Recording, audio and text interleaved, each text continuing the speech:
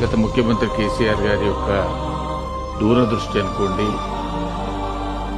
గుడుల పట్ల ఉన్నటువంటి అభిలాష అనుకోండి, నిజంగా ఎవరు ఊహించినట్టుగా రాష్ట్ర ప్రభుత్వ నిధుల నుంచి 1800 కోట్లతోనే వారు నిర్మాణం చేయడం, నిర్మాణ దశలో పలు సందర్భాల్లో మమ్మల్ని కూడా తీసుకెళ్లి చూపెట్టడం, తర్వాత సంప్రోక్షణ కార్యక్రమంలో మేము పాల్పంచుకునేటువంటి అవకాశం కూడా ఆ రోజు జరిగింది.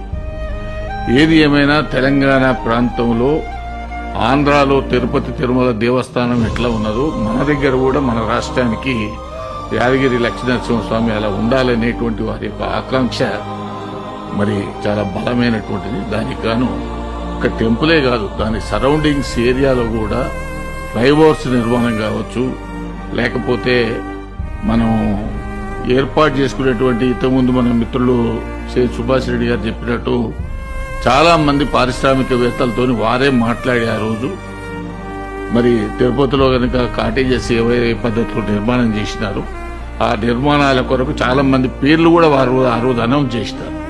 కాబట్టి ఆ లిస్టును కూడా తెప్పించుకొని కిషన్ రావు గారు ఐటీడీఏ అధికారిగా ఉన్నప్పుడు వారితో తెప్పించి వాళ్ళతో కాంటాక్ట్ చేసి, ఎందుకంటే ఎప్పుడైనా సరే దాతలు ముందుకు వచ్చినప్పుడు మనం వాళ్ళని ఫాలో అప్ చేస్తే తప్ప అది పూర్తి కాదు. గుడి కట్టడం మీకు రాసి ఉంటే తాపడం చేయడం మాకు రాసి ఉన్నది.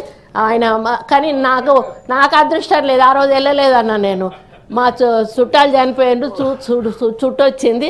అదే ఇప్పుడు దేవుడి పరీక్ష అంటే అదే అన్నట్టు అన్నా. అసలు మమ్మల్ని పిలుస్తలేరయ్యా. ఈసారి ఇంకా అట్లా జరగకుండా చూసుకుంటా. నేను చెప్తున్నా, ఒక కార్డు ఒక అటెండర్ తీసుకొచ్చి ఇచ్చిపోతాడు.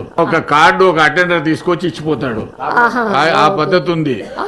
కేసీఆర్ పీరియడ్ ఏమో వారే ఫోన్ చేసి